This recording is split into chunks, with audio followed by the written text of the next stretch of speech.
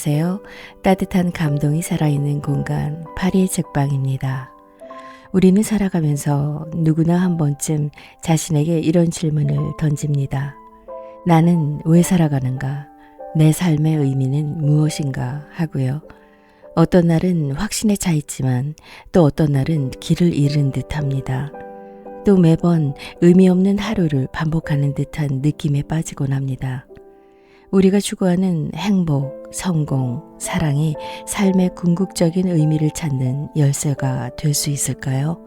아니면 그보다 더 근본적인 무언가가 필요할까요? 오늘 소개할 책 내 삶의 의미는 무엇인가는 이 깊고도 본질적인 질문에 대한 답을 찾아가는 여정을 안내하는데요. 특별한 서재 출간 도서입니다. 이 책은 정신과 의사이자 뇌과학자인 이시영 박사님과 심리상담가 박상미 두 분의 공동 집필로 쓰여졌는데요. 빅터 프랭클이 창시한 로고테라피, 즉 의미치료 이론을 토대로 삶의 의미를 철학적 사유와 심리적인 관점에서 풀어내고 있습니다. 의미치료를 뜻하는 로고테라피란 쉽게 말해 인간이 스스로 삶의 의미를 대면하고 알아내도록 도와주는 기법을 말하는데요. 이 책은 한마디로 독자들이 자신과 가족, 타인의 마음 관리에 의미치료를 즉시 적용할 수 있도록 쉽게 설명한 셀프 치유 안내서라고 할 수 있습니다. 책에서 저자는 의미라는 것이 외부에서 주어지는 것이 아니라 우리가 스스로 만들어가는 것임을 강조하는데요. 많은 사람들이 실제로 사회적 기준이나 타인의 기대에 따라 자신의 삶을 평가하고 의미를 찾으려 하지만 진정한 의미는 각자의 내면에서 비롯된다고 합니다. 즉, 삶이 우리에게 어떤 의미를 부여하는 것이 아니라 우리가 삶 속에서 의미를 창조하는 존재라는 것입니다. 또 삶의 의미를 찾기 위해서는 단순한 사고를 넘어 행동으로 옮겨야 한다고 말하는데요.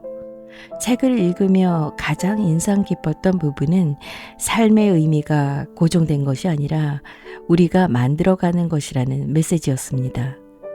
우리는 심지어 고통과 역경 속에서도 의미를 발견할 수 있다는 저자의 생각은 매우 고무적인 메시지로 저의 가슴에 인상 깊게 스며들었습니다. 책에서 언급된 의미치료에 관한 여러 임상 사례들은 우리 삶에도 바로 적용할 수 있는 이야기들이 많아서 독자가 스스로 질문하고 답을 찾아갈 수 있도록 도와주고 있기 때문에 삶의 방향성을 고민하는 이들에게 깊이 있는 울림을 주는 책인 것 같습니다. 오늘은 책의 내용들 중 몇 가지를 추려서 들려드릴 텐데요. 구독과 좋아요는 보다 완성도 있는 영상을 제작하는 데 많은 도움이 될 것 같습니다. 자, 그럼 이제 본격적으로 이야기 속으로 들어가 보실까요? 삶이 나에게 기대하는 것은 무엇일까? 내 인생에 주어진 초의미, 슈퍼미닝을 찾는다는 건 절박한 문제이지요. 인간은 자신의 이상과 가치를 위해 살 수 있는 존재, 심지어 그것을 위해 죽을 수 있는 존재입니다.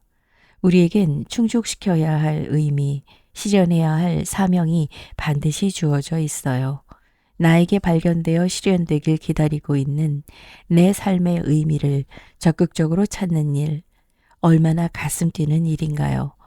모든 사람에게 사명이 있다는 걸 깨닫는 순간 우리는 나의 삶뿐만 아니라 타인의 삶도 존중할 수 있게 됩니다.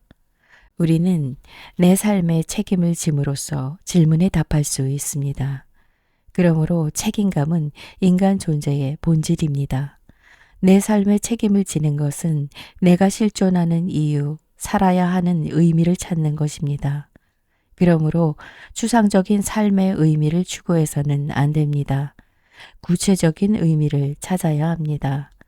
내 삶을 대신 살 수 있는 사람은 없어요. 삶은 반복되지 않으므로 책임감을 가지고 내 사명을 완수해야 합니다. 올바른 행동과 올바른 태도로 삶의 질문에 답해야 합니다. 삶이란 이 질문에 대한 해답을 찾고 내 앞에 놓인 과제를 수행해 나가기 위한 책임을 가지는 것입니다. 삶은 막연한 것이 아니고 현실적이고 구체적이지요. 피할 수 없는 시련이 내게 주어졌다면 나만이 수행할 수 있는 유일한 과제로 받아들여야 합니다. 아무리 괴로운 일이라 하더라도 내 삶에 꼭 필요한 의미 있는 일입니다. 내 인생의 사명을 완수하는데 꼭 필요하기 때문에 일어났다는 사실을 겸허하게 받아들일 때 내 삶이 바뀌고 의미 치료의 궁극적인 목표인 나와 타인 모두의 행복에 이를 수 있습니다. 시련에 대한 릴케의 말은 우리에게 답을 줍니다. 완수해야 할 시련이 얼마인고. 오늘 내게 닥친 시련, 이것을 완수해낼 수 있는 사람은 바로 나. 이 세상에서 유일한 한 사람이라는 사실을 잊어서는 안 됩니다. 누구도 나를 시련으로부터 구해낼 수 없고 대신 고통을 짊어질 수도 없어요. 내 삶의 짐을 짊어지는 방식을 나 스스로 결정하는 것은 나에게만 주어지는 기회입니다. 나를 죽이지 못한 것이 나를 강하게 만든다. 모든 사람은 독자성과 유일성을 가지고 있습니다. 그것을 창조해내며 살아야 합니다.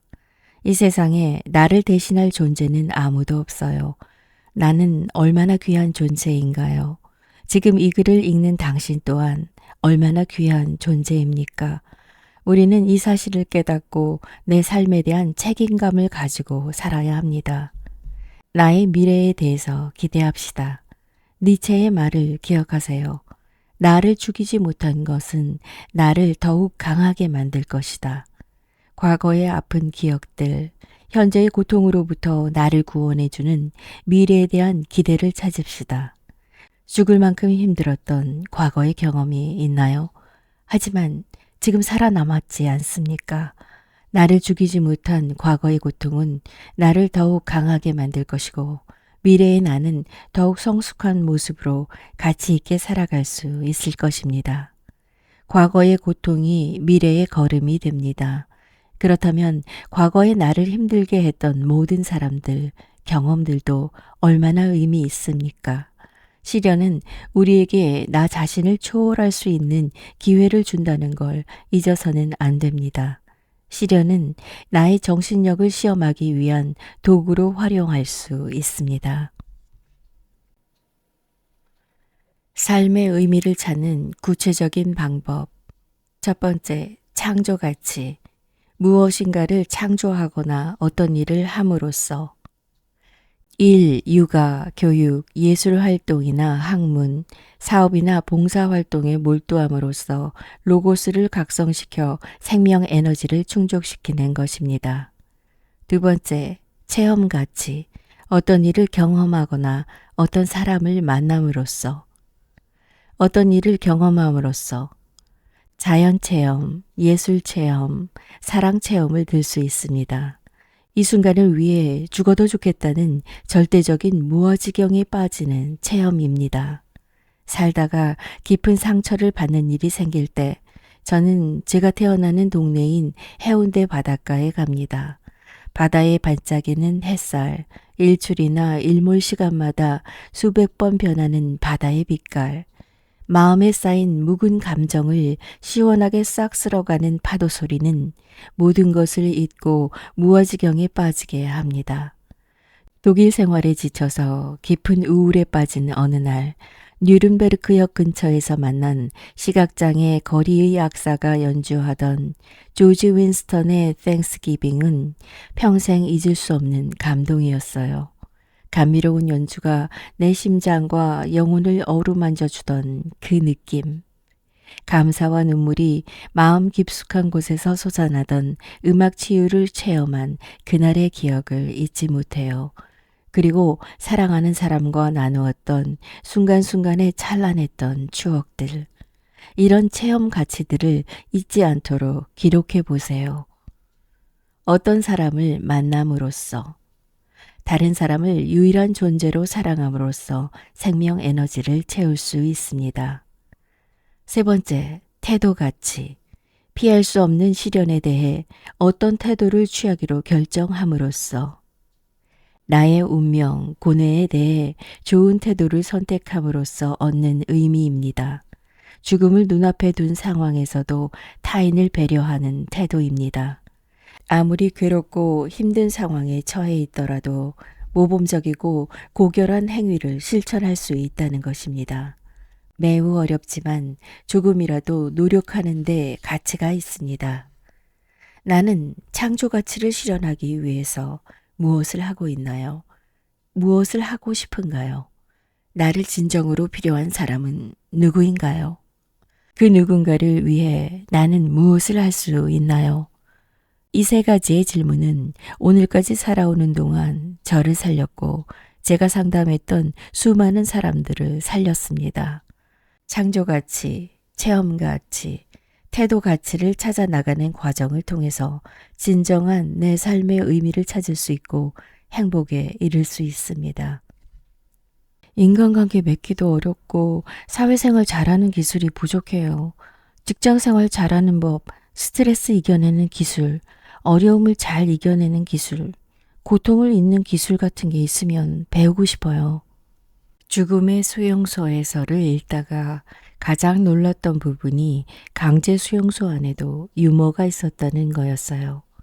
수용소 안 공사장 구석에서는 가끔 공연이 펼쳐지기도 했습니다. 노래와 풍자, 우리의 마당극 같은 것이 벌어지기도 했고 수용자들은 잠시나마 웃으면서 오늘의 고통을 잊기도 했어요. 유머는 자기 보존을 위한 투쟁에 필요한 무기라고 프랭클은 말합니다. 유머는 그 어떤 상황에서도 그것을 딛고 일어설 수 있는 능력과 초연함을 가져다 준다는 것입니다. 프랭클은 수용소 안 건축 공사장에서 일하는 친구에게 유머 감각을 개발시키는 훈련을 실시합니다. 적어도 하루에 한 가지씩 재미있는 이야기를 만들어내자는 것이었죠. 이야기의 소재는 수용소에서 풀려난 뒤에 일어날 수 있는 일이었어요. 석방된 것을 잊고 수용소 안에서 하던 행동을 해서 우스꽝스러운 상황이 벌어지는 거예요. 모두가 배꼽을 잡고 웃을 수 있는 상황 말이에요. 수용소 안에서 하던 행동과 말이 나도 모르게 툭툭 튀어나오는 겁니다. 예를 들면 멋진 저녁 식사에 초대받아가서 우아하게 저녁 식사를 하다가 주인이 스프를 더 드시겠어요? 라고 물었을 때 고급 정장을 입은 남자가 이렇게 대답하는 겁니다. 냄비 바닥을 박박 긁어서 떠주세요. 건더기가 스프 속에 한 조각이라도 들어오는 건 수용소 안에선 행운이니까. 저는 이 부분이 너무나 감동적이었어요. 수용소에서 풀려난 후의 일을 상상한다는 것, 그 자체만으로도 얼마나 즐거운 상상이었겠어요. 의미 치료는 미래에 초점을 두지요.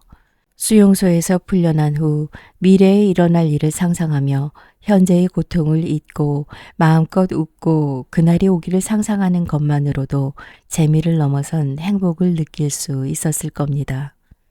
유머 감각을 키우고 사물을 유머러스하게 보는 시도는 우리가 세상을 살면서 터득한 요령이자 유용한 기술입니다. 고통이 도처에 사리고 있는 수용소에서도 이런 기술을 실행하는 것이 가능했다는 걸 프랭클은 체험했고 수용자들에게도 적용했던 겁니다. 잠시나마 고통을 잊고 마음껏 웃을 수 있는 능력이 우리 내면에 있습니다. 특히 한계 상황에서 유머의 기술을 발휘하는 것은 나를 지키는 정신적 무기로서 고통스러운 현실을 객관적으로 바라볼 수 있는 힘을 길러줍니다. 미국 건국 시기에 노예보다 노예를 거느린 주인들의 자살률이 더 높았다는 연구 결과도 있습니다. 그 당시 노예의 삶은 짐승과 다를 바가 없었는데 노예들은 그 고통을 무엇으로 이겨낸 것일까요? 극심한 고통을 이기게 한 힘은 바로 유머와 웃음이었습니다. 밤이 되면 모여서 노래를 부르고 악기를 연주하고 춤을 추고 우스운 이야기들을 주고받으면서 웃을 줄 알았다는 거예요. 하지만 노예를 거느린 백인들에게는 그런 문화가 없었다는 겁니다. 인간의 고통은 기체의 이동과 비슷한 면이 있어요. 일정한 양의 기체를 빈 방에 들여보내면 아무리 큰 방이라도 기체가 아주 고르게 방을 가득 채웁니다. 고통 또한 마찬가지입니다. 내 삶을 골고루 가득 채웁니다. 하지만 감사와 유머도 마찬가지예요. 내 영혼의 빈 방을 무엇으로 가득 채우고 싶나요? 선택할 자유는 나에게 있습니다. 죽는 게 두렵지만 죽고 싶다는 생각이 든다면 저는 자살 시도를 해본 적이 있거나 자살 충동에 시달리는 사람들과 함께 대화하는 모임을 1년에 한 번 엽니다. 자살 충동을 자주 느끼는 사람들을 상담할 때 우리는 기억해야 합니다. 삶에 의미가 없다고 탄식하는 사람일수록 주체할 수 없이 말하고 싶은 욕구가 그들에게 있었다는 것입니다. 말하고자 하는 욕구가 참을 수 없을 정도로 컸다는 것을 알게 됩니다. 심한 중압감을 겪었던 사람들의 공통점입니다. 마음속에 있었던 응어리가 폭발하듯 뿜어져 나옵니다. 인명구조를 하는 사람은 그 이야기를 다 들어줘야 합니다. 내 이야기를 공감하고 잘 들어줄 사람을 찾아서 마지막 힘을 다해서 도움을 청하는 중이라는 걸 명심해야 합니다. 죽음에서 다시 태어나 생명의 의미를 깨닫고 나면 죽어가는 것들을 살릴 수 있다. 모임에 참석한 사람들이 하나둘 자기 자리에 앉으면 제가 다가가서 쪽지를 건넵니다. 제 손글씨로 꾹꾹 눌러 쓴 문장입니다. 대화가 시작되기도 전에 눈물을 흘리는 사람도 있습니다. 저는 묻습니다. 자살 시도를 한 경험이 있는 사람들에게 묻습니다. 다시 자살을 시도하지 않은 이유가 뭔가요? 사람들은 어리둥절 순간 말문이 막힙니다. 타이르고 설득할 줄 알고 왔다가 의외의 질문을 받은 당혹감이 표정에 고스란히 드러납니다. 답을 할 때까지 조용히 기다립니다. 손목을 그었었는데 흉터만 크게 남고 시도는 실패했어요. 많이 아팠어요.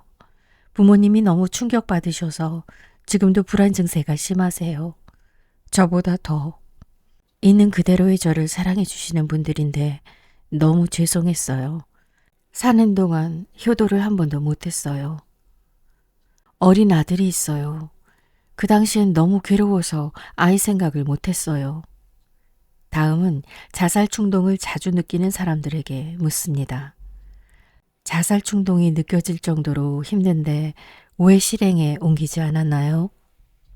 엄마가 걱정돼서요. 아버지가 일찍 돌아가시고 엄마랑 살았는데 엄마는 혼자 남겨지면 살 수 없을 것 같아요. 억울해서요. 아무것도 이룬 것 없이 죽는다는 게 사람들 기억에서 금방 잊혀질 것 같아서 억울했어요. 죽더라도 뭔가 하나는 이루고 죽자. 죽고 싶을 만큼 힘들지만 죽는 게 너무 무서워요. 차라리 사는 게 나을 것 같아서요. 한 번도 행복하다는 만족감을 느껴본 적이 없어서 한 번이라도 행복을 누려보고 싶다는 생각이 들어서요. 이대로 죽는 건 제가 너무 불쌍해요.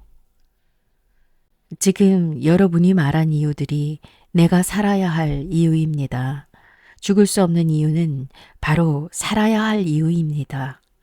나를 죽이지 못한 것은 나를 더욱 강하게 만들 것이다. 니체의 말을 꼭 기억하세요.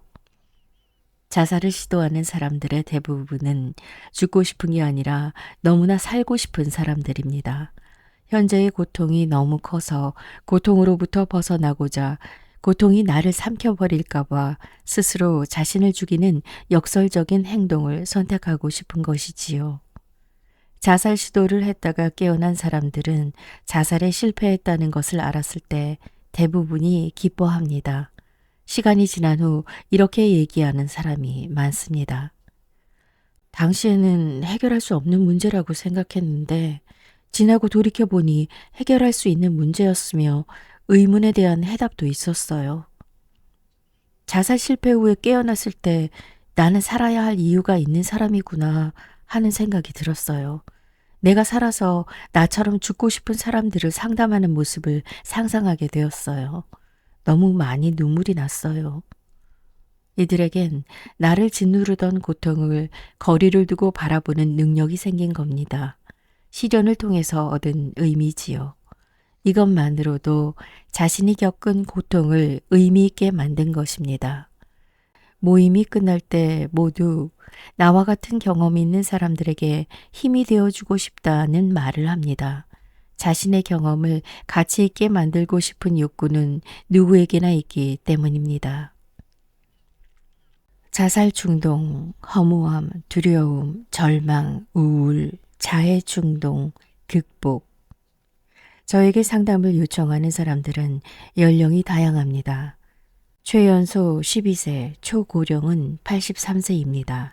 연령과 성별에 상관없이 가장 많은 고민의 키워드를 작성해 보았어요. 최연소 학생인 11세 소녀의 고민은 이 5개 모두에 해당해요. 아직 어린이인데 이런 고통을 느끼는 아이들이 많습니다. 요즘 초중고 학생들 중에 자해를 하는 아이들이 꽤 있습니다. 삶이 허무하고 나 자신이 보잘것없어서 믿고 그래서 스스로 벌을 주었다는 아이도 있고 내가 이렇게 힘들다는 것을 외부에 알리고 싶어서 자해를 선택한 아이도 있습니다. 대부분의 성인들은 허무함, 두려움, 절망, 우울을 호소하지요. 마지막 키워드에 극복이 들어간 이유는 상담을 청하는 모든 이들이 극복하기를 간절히 원하고 있다는 것입니다. 지금부터 이 복합적인 문제들을 극복할 수 있는 방법들을 같이 찾아보겠습니다. 내가 세상에서 한 가지 두려워하는 것이 있다면 그것은 내 고통이 가치 없이 되는 것이다. 도스토예프스키가 한 이 말은 우리 모두의 마음속에 있는 욕구를 가장 잘 표현한 것이라고 생각해요. 고통을 호소하는 모든 사람들의 공통점은 이 고통을 극복하고 싶고 가치 있는 경험으로 승화하고 싶다는 거예요. 지금 당장은 먹구름에 가려서 그 방법을 찾지 못해 괴로운 겁니다. 시련과 고통 없이 우리 삶은 완성될 수 없습니다. 시련은 우리 삶에서 빼놓을 수 없는 부분이지요. 나의 시련을 스스로 가치 있게 만들 수 있어야 합니다.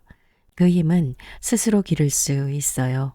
나의 운명과 시련을 받아들이는 과정은 내 삶에 깊이 있는 의미를 부여하는 과정입니다.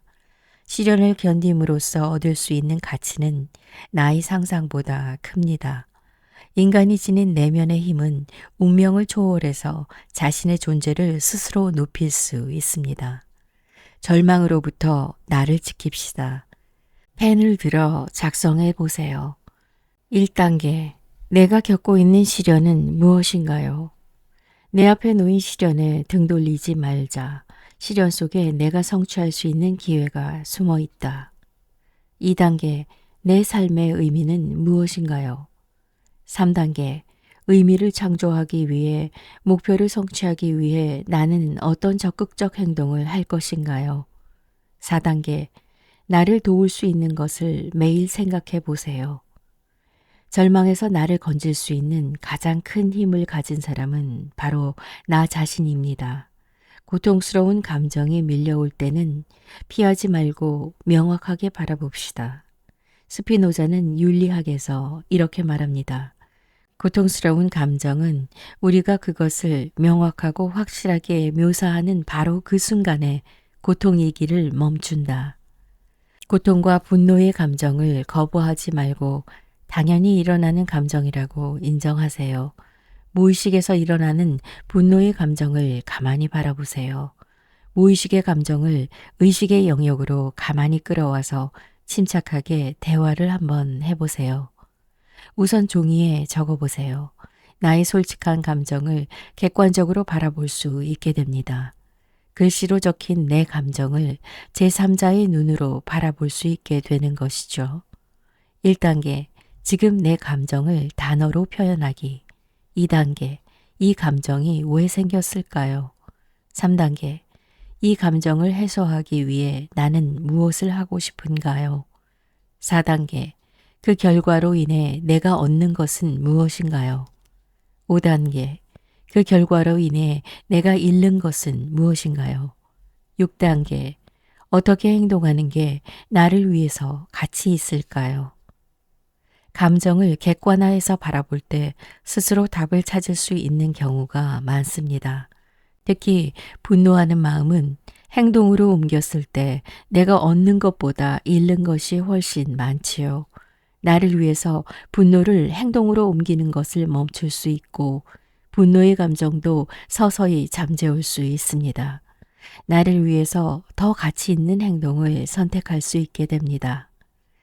가혹한 정신적, 육체적 스트레스를 받는 환경에서도 더 나은 태도를 결정하고 선택할 수 있는 자유를 누릴 수 있습니다. 어떤 경우에도 정신적 자유는 지킬 수 있습니다.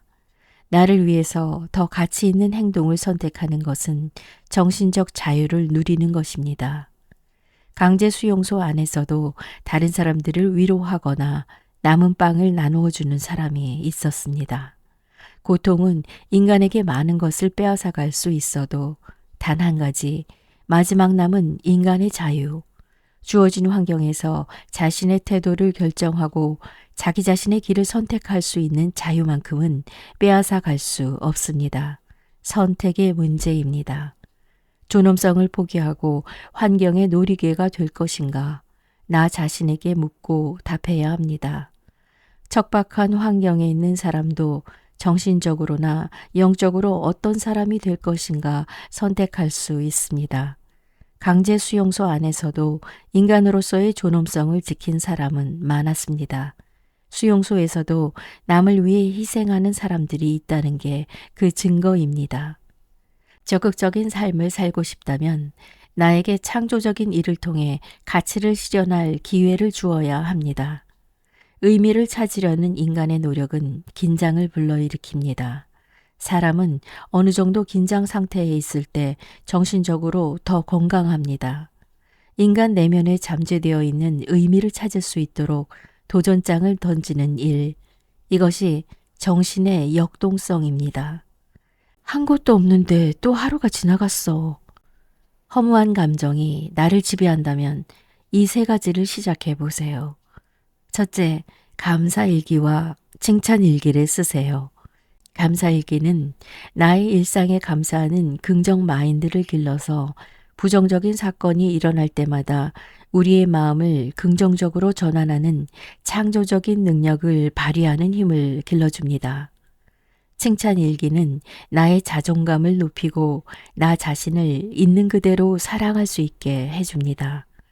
하루하루 나의 삶을 의미 있게 기록하는 것은 중요합니다. 삶을 의미 있게 사는 사람들은 자신의 역사를 기록하는 사람들입니다. 훗날 자신이 기록한 것들을 보면서 보람을 느끼고 새로운 의미를 찾을 수도 있습니다. 국가행사 총감독을 많이 맡았던 표재순 감독은 저에게 이런 말을 했어요. 자신의 성공 비결은 매일 실패의 기록을 남겼기 때문이라는 겁니다. 실패의 기록이 다음에 일어날 실패를 막을 수 있었던 거죠. 후배들에게 물려줄 유산도 성공의 기록보다 실패의 기록이라는 걸 평생에 걸쳐서 알게 되었다는 거였어요. 둘째, 봉사활동을 시작하세요. 우울증을 호소하는 사람들에게 저는 봉사활동을 권합니다. 봉사활동을 시작하면 급속도로 좋아져요. 자신을 쓸모없는 인간으로 인식하고 자신의 삶이 무의미하다고 느끼는 것은 잘못된 의식에서 비롯된 것이에요. 우울한 시간을 의미 있는 일에 쓸 때 우울한 감정이 해소됩니다. 셋째, 미래에 대한 기대를 써보세요. 사람은 미래에 대한 기대가 있어야만 세상을 살아갈 수 있습니다. 가장 어려운 순간에 처했을 때 우리를 구원해 주는 것은 미래에 대한 기대입니다. 희망을 가지고 살아가는 정신력은 미래에 대한 구체적인 계획과 실천 계획을 세울 때 생깁니다. 실천하는 행동력이 미래를 창조합니다. 가족의 죽음, 슬픔의 고통이 너무 커요. 결혼 1년차 신혼부부가 지방에 다녀오던 길이었습니다. 교통사고로 임신 4개월 차인 아내가 직사했습니다. 남편은 약간의 찰과상 외엔 다친 곳이 없었고요.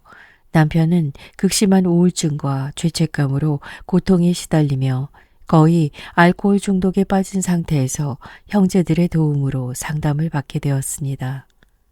저는 종교가 없지만 아내는 성당에 열심히 다녔습니다. 신앙심도 깊었어요. 아내는 정말 착한 사람이었어요. 그런데 왜 신은 저를 살리고 천사 같은 아내와 아이를 데리고 간 거죠? 차라리 다 데리고 가야지요. 신은 너무 악합니다. 아니, 신이 있다면 이럴 순 없어요. 저는 매일 지옥을 살고 있어요. 차라리 죽는 게 나아요. 아내를 많이 사랑하셨군요. 당연하죠. 얼마나 착하고 예쁜 사람이었는지 선생님은 모르실 거예요. 우리는 정말 사랑했어요. 그래서 이 불행이 더 고통스러워요. 셋이 함께 죽은 게 나아요. 제가 살아난 건 축복이 아니라 신의 저주예요. 만약에 아내분이 살아남고 선생님이 눈 감았다면 어땠을까요? 끔찍한 말씀을 하시네요. 제 아내가 얼마나 여린 사람인데 하루도 견디지 못했을 거예요. 제가 없으면 잠도 못 자고 불안해하는 사람이었어요. 임신 상태였는데 그 고통을 어떻게 견디겠어요? 혼자서 아이는 어떻게 키우겠어요? 너무 끔찍한 일이에요. 아내분이 남편을 먼저 떠나보내고 홀로 남는 고통을 겪지 않은 건 다행이지 않을까요? 지금 무슨 말씀을 하시는 거예요? 하루도 견디지 못했을 거라고 하셨지요? 네, 아내는 1시간도 견디지 못할 사람이에요. 저 없이는 아무것도 못하고 아이 같은 사람이었어요. 그럼 선생님이 여기 남은 게 차라리 다행이지 않나요? 남편 덕분에 아내분이 홀로 남는 엄청난 고통을 겪지 않은 게 아닐까요? 이럴 때일수록 그에게 필요한 질문을 끊임없이 찾고 물어주어야 합니다. 아내와 뱃속 아기는 지금 어디에 있을까요? 분명 천국에 갔을 겁니다. 천사처럼 살았고 신앙생활도 열심히 했으니까요. 선생님이 그때 살아나지 못했다면 함께 천국에 갔을 거라고 확신하시나요? 그게 저는 신앙이 없기 때문에 그리고 술을 너무 많이 먹고 방탕한 삶을 산 적도 있기 때문에 천국에는 못 갔을 것 같아요. 그의 얼굴에 절망이 밀려오려는 찰나에 제가 물었습니다. 천국에서 가족들을 다시 만나고 싶나요? 그럼요. 후생이 반드시 있어서 우리가 다시 만나면 좋겠습니다. 하지만 제가 천국에 어떻게 가겠어요? 그럼 지금 선생님께 기회가 온 게 아닐까요? 함께 사는 기회를 빼앗겼는데 기회가 왔다고요? 혼자 남겨진 이 시간의 의미를 생각해 보시겠어요? 그의 눈에선 하염없이 눈물이 흘러내렸습니다. 우리는 다음 주에 다시 만나기로 하고 헤어졌습니다. 일주일 후, 저 술을 끊었습니다. 일주일째 참고 먹지 않았어요. 저는 죄를 많이 지어서 천국에 갈 수 없다고 생각했는데 신앙생활을 시작해 보려고요.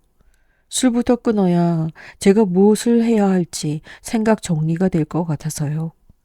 장모님과 장인어른께 아내는 정말 효녀였어요. 매주 모시고 성당에 나갔어요. 앞으로는 제가 모시고 나가려고요.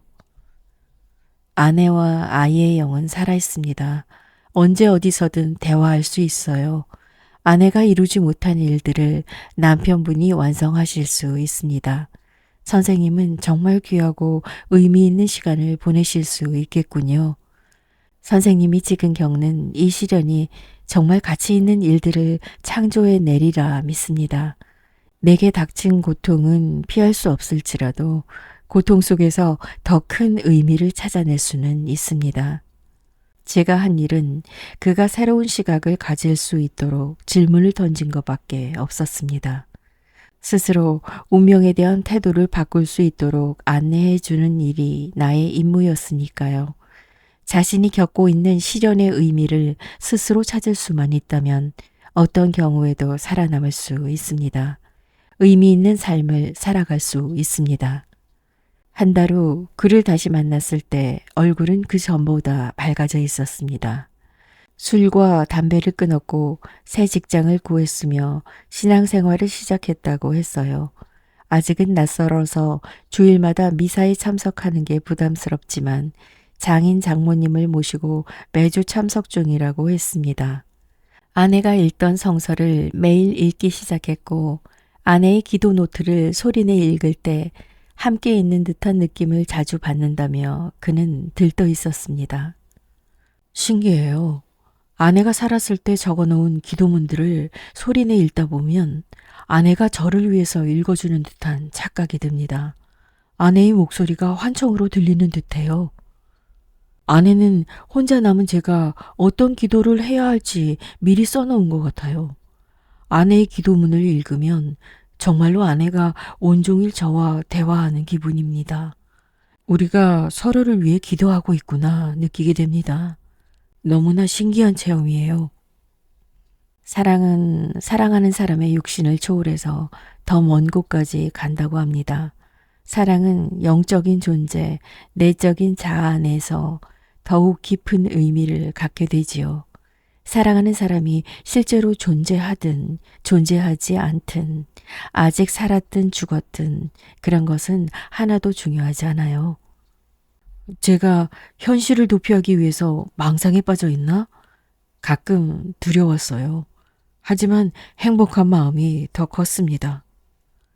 두 분의 사랑의 굳건함은 누구도 방해할 수 없어요. 아내와 나누는 정신적 대화는 얼마든지 가능합니다. 사랑은 죽음보다 강합니다. 사랑은 죽음을 초월합니다. 과거로 도피해도 괜찮나요? 도피가 아니라 두 분이 정신적으로 신앙 속에서 오늘 이곳에서 영적인 대화를 나누고 있는 거지요. 술로 현재의 시간을 보낼 때와 비교하면 어떤가요? 술은 더 깊은 절망과 허무 속으로 저를 데려갔었죠. 괴롭다는 이유로 술독에 빠져서 의미 없는 시간을 너무 많이 보냈어요. 그날 그 차를 타고 그곳에 가지 말았어야 해. 끝없이 후회하면서 과거 속에 갇혀 있었죠. 하루에도 12번 마음속으로 같이 죽었었죠. 지금은 아내의 기도문을 읽고 아내와 대화하면서 우리가 영적으로 대화하고 있다고 생각하면 행복한 마음이 듭니다. 마음껏 상상하세요. 함께했던 과거의 일들을 마음껏 회상하고 아내와 딸과 함께 대화를 나누세요. 우리의 영은 통하기 때문에 전해질 겁니다. 아내가 살아있을 때 함께 많은 시간을 보내지 못했던 게 미안했어요. 저는 영업을 하는 데다가 술을 좋아해서 평일은 늘 밤늦게 귀가했어요. 흥청망청 술과 유흥에 돈도 많이 썼어요. 주말에만 집에서 쉬었는데 토요일에 함께 있지 않고 성당에 나간다고 잔소리했던 적도 후회됐어요. 아내는 토요일 오후에 성당에서 청소년들을 가르치는 교사를 했어요. 저는 우선 성당 청소라도 해보려고 해요. 왜 그런 생각을 하게 됐나요? 아내가 열심히 봉사하는 데는 이유가 있을 것 같아서요. 무엇 때문에 이렇게 열심히 봉사했을까 생각해 봅니다. 아직은 아내의 마음을 헤아려 보는 단계예요. 봉사라도 하면서 혼자 살아남은 죄책감도 덜고 싶고요. 그리고 장인 장모님도 자주 찾아뵙고 있어요. 제가 그분들을 보살피고 안아주어야 아내의 죽음이 빈자리를 남기지 않을 것 같아요. 아내분은 참 행복한 사람이네요. 죽어서도 남편의 사랑을 충분히 받고 있네요. 그리고 선생님의 삶이 변하게 되었네요. 아내의 선물이 아닐까요? 눈물을 참으려 애쓰는 그에게 말했다. 울어요. 소리내어 울어요. 그래야 살 수 있어요. 눈물로 슬픔을 다 밀어내버려요. 제가 살아서 할 일이 있겠지요. 신이 저를 살리는 데는 이유가 있겠지요. 그럼요. 삶이 나에게 무엇을 기대하는지 궁금하지 않나요? 내 삶에 책임을 짐으로써 삶의 질문에 답해야 합니다. 살아야 하는 이유를 매일 찾아야 합니다. 잘하고 계십니다. 선생님의 내일을 기대하면서 기도하겠습니다. 가장 가성비 높은 복수는 무엇일까요? 저는 그동안 범죄 피해자, 그리고 범죄 가해자, 미혼모, 입양인, 가정폭력 피해자, 성폭력 피해자들 상담을 주로 해왔습니다. 범죄 가해자들의 경우 오랜 학대를 견디지 못해서 범죄 가해자가 되었거나 누명을 쓰고 벗지 못했거나 삶의 뿌리를 흔드는 배신을 당해서 분노의 인생을 저당 잡힌 사람들을 주로 상담했고요. 제가 만난 사람들은 모두 분노에 가득 차 있는 상처 덩어리들이었습니다. 그들을 만날 때 작은 카드에 이 문장을 써서 줍니다. 분노는 복수하는 데 쓸 수도 있고 나의 미래를 위해서 창조적으로 쓸 수도 있다. 분노를 어떤 에너지로 쓸 것인지는 나의 선택에 달렸다. 사연을 들어보면 정말 다양합니다. 억울하고 분해서 어떻게 살 수 있을까 싶은 사람들이 많습니다. 우울증은 물론이고 분노가 육체의 질병으로 옮겨가서 심장질환, 고혈압으로 고생하는 분들이 많고요. 반드시 복수하겠다고 결심하는 분들이 대다수입니다. 하지만 복수하는 방법은 각자 다릅니다. 가장 비극적인 방법은 너 죽고 나 죽자, 나를 제물로 쓰는 복수법입니다. 아내와 성관계를 맺은 남자를 죽이고 살인으로 들어온 분을 교육한 적이 있습니다. 이분은 복수에 성공한 것일까요? 2개월이 지난 후 제게 편지를 보내왔습니다. 복수를 완성했다고 생각했는데 저는 복수마저 실패했다는 걸 이제야 깨달았습니다. 아내도 딸들도 저를 떠났습니다. 제게 남은 건 가정 파탄, 그리고 살인자라는 이름. 제 분노에 못 이겨서 쓰레기 같은 한 인간에게 제 인생 전부를 갖다 바쳤습니다. 가장 어리석은 복수가 내 인생을 담보로 하는 복수라는 걸 왜 몰랐을까요? 잘 사는 게 진짜 복수라는 걸 왜 몰랐을까요? 건강한 복수를 결심한 분들도 있습니다. 내 인생에 일어난 최악의 교통사고였다. 나는 그를 용서하는 게 아니라 오늘 내 행복을 저당 잡히고 싶지 않아서 과거를 잊어버리고 오늘을 잘 살기로 선택한 것이다. 억지로 용서를 하려고 애쓰는 건 마음에 더 큰 분노를 일으킵니다. 그 사람 자체가 아닌 한 인간이 가진 비도덕적이고 불완전한 행위를 용서하겠다고 마음먹으면 비로소 마음이 편해집니다. 종교에서도 무조건 용서하라고 하지 않습니다.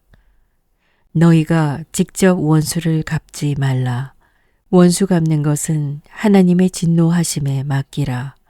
원수 갚는 것은 내게 있으니 내가 갚으리라. 로마서. 원수 갚는 것은 나의 일이다. 내가 갚아주겠다. 환난 날이 가깝고 멸망의 때가 속히 오리라. 신명기. 그러므로 악에게 지지 말고 선으로 악을 이기라. 로마서. 복수는 나의 것이 아닌 신의 것이라고 받아들일 때 더 큰 힘을 얻는 것 같은 안도감이 들지 않나요? 그가 정말 악한 사람이고 내가 선한 피해자라면 반드시 신이 복수해주는 날이 옵니다. 기독교뿐만 아니라 불경에도 코란에도 비슷한 구절은 많습니다. 신께 맡기고 오늘을 사십시오. 분노와 복수의 실체는 과거에 살고 행복의 실체는 오늘 이 순간에 있습니다. 잊으려 해도 잊혀지지 않고 용서라는 단어만 떠올려도 화가 날 때는 나의 잘못을 용서해 준 사람들의 이름을 써보십시오. 그들의 용서로 인해서 내가 얻은 평안과 행복에 대해서 그 감사함에 대해서도 기록해 보십시오.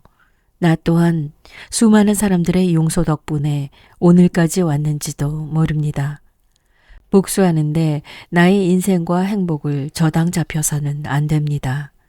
내 인생에 일어나는 모든 사건들, 상상조차 한 적 없는 괴로운 일들도 내 삶에서 반드시 필요하기 때문에 일어났다는 사실을 받아들일 때 다시 희망이 생깁니다. 삶의 궁극적인 의미는 고통에 저항하면서 찾을 수 있는 게 아니라 나의 행복을 탐색하는 과정에서 찾을 수 있습니다. 내가 살아서 이루어내야 할 사명이 있다는 걸 기억하세요.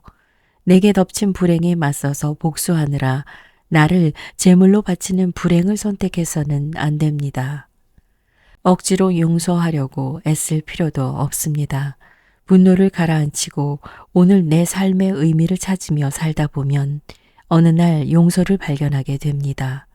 서서히 잊는 것이 용서입니다. 과거를 잊고 오늘 하루를 충실하게 살다 보면 까맣게 잊고 살고 있는 나를 발견하게 됩니다. 그것이 용서의 발견입니다. 나를 죽이지 못한 고통은 나를 더 강하게 만들어 줄 것입니다. 가장 가성비 높은 복수는 용서입니다.